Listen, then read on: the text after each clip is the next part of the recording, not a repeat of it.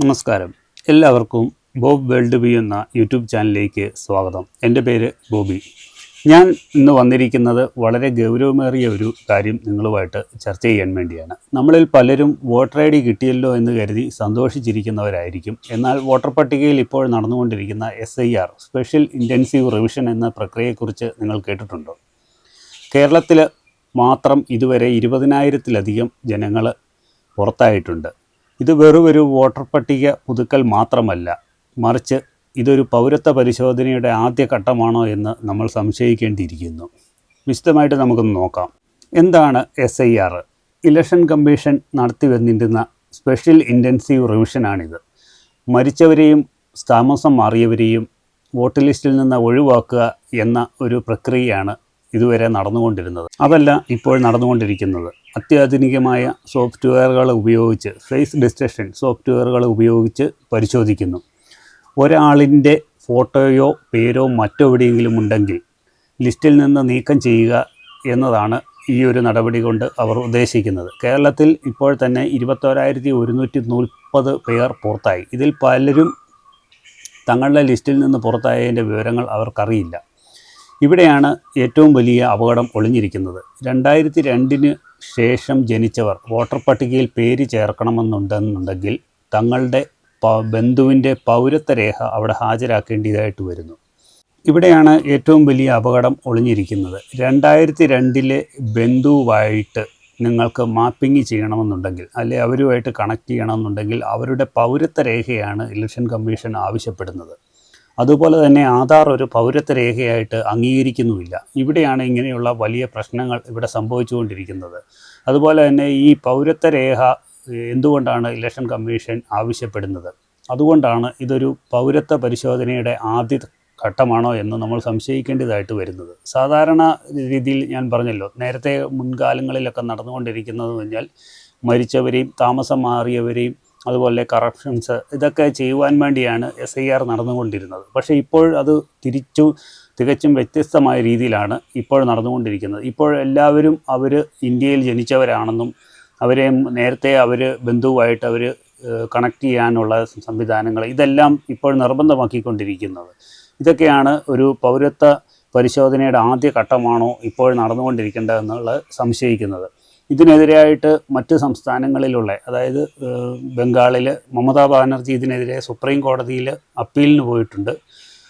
അങ്ങനെയുള്ള സംഭവങ്ങൾ പല സ്ഥലങ്ങളിലും ഇപ്പോൾ നടന്നുകൊണ്ടിരിക്കുന്നുണ്ട്. അപ്പോൾ നമ്മൾ തീർച്ചയായിട്ടും നമ്മളുടെ വിവരങ്ങൾ നമ്മൾ ശ്രദ്ധിച്ചുകൊണ്ടിരിക്കണം. നമ്മളെ വോട്ടർ ലിസ്റ്റിൽ നിന്ന് നമ്മൾ പുറത്താകുന്നുണ്ടോ, അതുപോലെ തന്നെ നിങ്ങളെ BLO കോൺടാക്റ്റ് ചെയ്യുന്നുണ്ടോ എന്നുള്ളത്. കോൺടാക്റ്റ് ചെയ്യുന്നുണ്ടെങ്കിൽ നിങ്ങൾ ഈ പറഞ്ഞ പോലെ മാതാപിതാക്കളുടെ രേഖകൾ അവർക്ക് സമർപ്പിക്കണം. അവരത് ഫെബ്രുവരി 14 വരെ സമയമുള്ളൂ. അതിന് മുമ്പായിട്ട് എല്ലാവരും ഇത് കൊടുക്കണം. അന്തിമ വോട്ടർ പട്ടിക വരുന്നത് ഫെബ്രുവരി 21 അത് കഴിഞ്ഞ് നിങ്ങൾക്ക് പുതിയ തിരിച്ചറിയൽ രേഖയാണ് കിട്ടുന്നത്.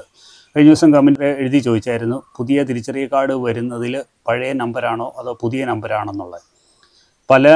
പണ്ട് ലാമിനേറ്റ് ചെയ്തുള്ള കാർഡുകളാണ് നിങ്ങളുടെ കൈവശമുണ്ടെന്നുണ്ടെങ്കിൽ അവർക്കെല്ലാം പുതിയ നമ്പറാണ് വരാൻ പോകുന്നത്, എപ്പിക് നമ്പർ. പിന്നെ പലരും കഴിഞ്ഞ ദിവസം ചോദിച്ചായിരുന്നു, നേരത്തെ ലിസ്റ്റിൽ നിന്ന് പുറത്തായി ഇനി പുതിയതായിട്ട് വോട്ടർ ലിസ്റ്റിൽ പേര് ചേർത്ത് കഴിഞ്ഞാൽ SIRൽ ഉൾപ്പെടുമോ എന്നുള്ളത്. അങ്ങനെയുള്ളവർ SIRൻ്റെ ഭാഗമായിട്ട് വരികയില്ല. അവരെ ഒരു സ്പെഷ്യൽ കാറ്റഗറിയിലോട്ടാണ് അവർ പോകുന്നത്. നേരത്തെ കൊടുത്തവർക്ക് മാത്രമേ SIRൽ സ്ഥാനമുള്ളൂ. അവരാണ് ഇനി വരാൻ പോകുന്ന അന്തിമ വോട്ടർ പട്ടികയിൽ അവരുടെ പേര് വരത്തുള്ളൂ. അല്ലാത്തവരെ ഒരു സ്പെഷ്യൽ കാറ്റഗറിയിലായിട്ടാണ് ഇനി പ്രസിദ്ധീകരിക്കാൻ വേണ്ടി പോകുന്നത്.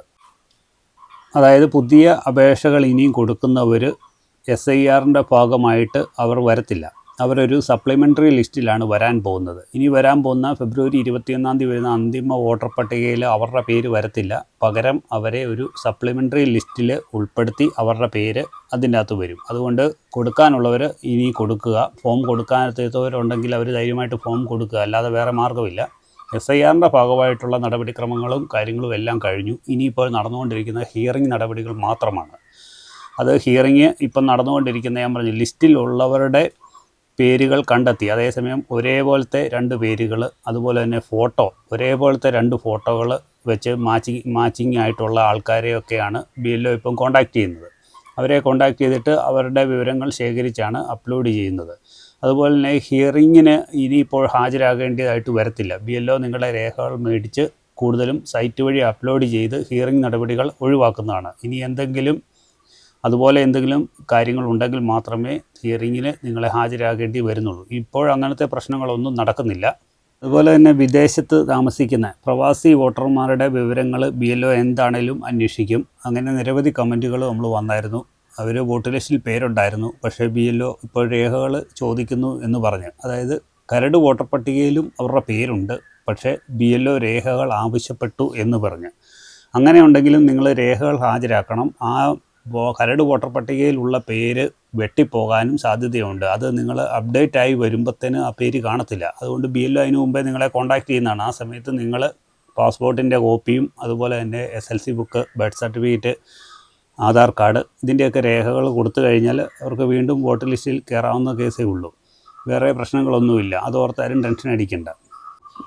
അതുപോലെ തന്നെ ഞാൻ പറഞ്ഞു, പുതിയതായിട്ട് ഫോമുകൾ ഇനിയും നിങ്ങൾക്ക് അപേക്ഷ കൊടുക്കാവുന്ന, അതായത് ഇനി വരാൻ പോകുന്ന നിയമസഭാ തെരഞ്ഞെടുപ്പിന് മുന്നോടിയായിട്ട് നടക്കുന്ന ആ ഒരു ഘട്ടത്തിന്, അതായത് നാമനിർദ്ദേശ പത്രിക കൊടുക്കുന്നതിന് തൊട്ട് മുമ്പ് വരെ അപേക്ഷ കൊടുക്കാവുന്നതാണ് ഇലക്ഷൻ കമ്മീഷൻ അറിയിച്ചിരിക്കുന്നത്. അതുവരെ നിങ്ങൾക്ക് അപേക്ഷകൾ കൊടുക്കാം. ഇപ്പോൾ നിലവിൽ വന്ന കരട് വോട്ടർ പട്ടികയിൽ നിന്ന് പുറത്തായവരും അതുപോലെ തന്നെ SIRൽ നിന്ന് പുറത്തായവരും അതുപോലെ തന്നെ ഫോമുകൾ കൊടുക്കാത്തവരും അങ്ങനെ നിരവധി ആൾക്കാരുണ്ട്. അവർക്കൊക്കെ വേണമെങ്കിൽ ഇനിയാണേലും കൊടുക്കാൻ പറ്റും. നമ്മളിത് കൂടുതലും ചാനലിലൂടെ ആൾക്കാരോട് പറയുന്നത് എന്നാന്ന് വെച്ച് കഴിഞ്ഞാൽ, ഇതിപ്പോഴും കണ്ടില്ലേ, നമ്മളിപ്പോൾ ലാസ്റ്റ് ഇത് കളിച്ച് പിടിച്ച് വന്നത് പൗരത്വ രേഖയുമായിട്ടാണ് കളിക്കുന്നത്. ലാസ്റ്റ് വന്നപ്പോൾ തന്നെ ഇതൊരു പൗരത്വ പരിശോധനയുടെ ആദ്യ ഘട്ടമാണെന്ന് ഞാൻ വീഡിയോയിൽ തന്നെ പറഞ്ഞു. ഇതൊരു സംശയിക്കുന്നുണ്ട്. ഇത് നമ്മൾ സംശയിക്കുന്നല്ല, ഇത് മറ്റ് സംസ്ഥാനങ്ങളിലെ മുഖ്യമന്ത്രിമാരും എല്ലാം ഇതിനെ പ്രതി പരാതികൾ ഉന്നയിച്ചിട്ടുണ്ട്. അതുമല്ല കോടതിയിലോട്ടൊക്കെ ഇതിൻ്റെ കേസുകൾ പോയിട്ടുണ്ട്.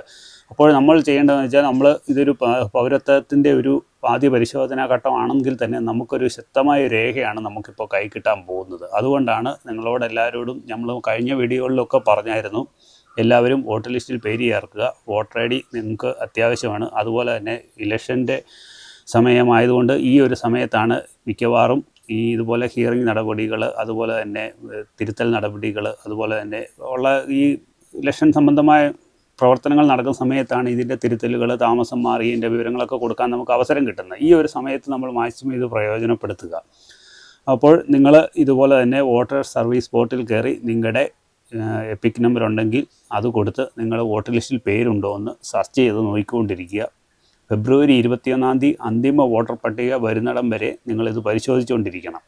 അതിൽ പേര് ഇല്ല എന്നുണ്ടെങ്കിൽ ഉടൻ തന്നെ നിങ്ങൾ BLOയെ കോൺടാക്റ്റ് ചെയ്തിട്ട് കാരണം അന്വേഷിക്കുക. അതുപോലെ തന്നെ അവർക്ക് രേഖകൾ സമർപ്പിക്കാനുണ്ടെങ്കിൽ അത് ഫെബ്രുവരി 14-ാം തീയതിക്ക് മുമ്പ് തന്നെ കൊടുത്ത് നിങ്ങൾ വോട്ടർ ലിസ്റ്റിൽ വീണ്ടും തിരിച്ച് ഇടം നേടുക. അപ്പോൾ ഈ ഒരു വീഡിയോയെക്കുറിച്ച് നിങ്ങളുടെ അഭിപ്രായങ്ങളും കമൻറ്റുകളും നിങ്ങൾ എഴുതി അറിയിക്കുക. അതുപോലെ തന്നെ ഈ വീഡിയോ മാക്സിമം നിങ്ങളുടെ കൂട്ടുകാരിലേക്കും നിങ്ങൾ ഷെയർ ചെയ്യുക. ഇപ്പോൾ വീണ്ടും നല്ലൊരു വീഡിയോ ആയിട്ട് വീണ്ടും വരുന്നത് വരേക്കും ബൈ.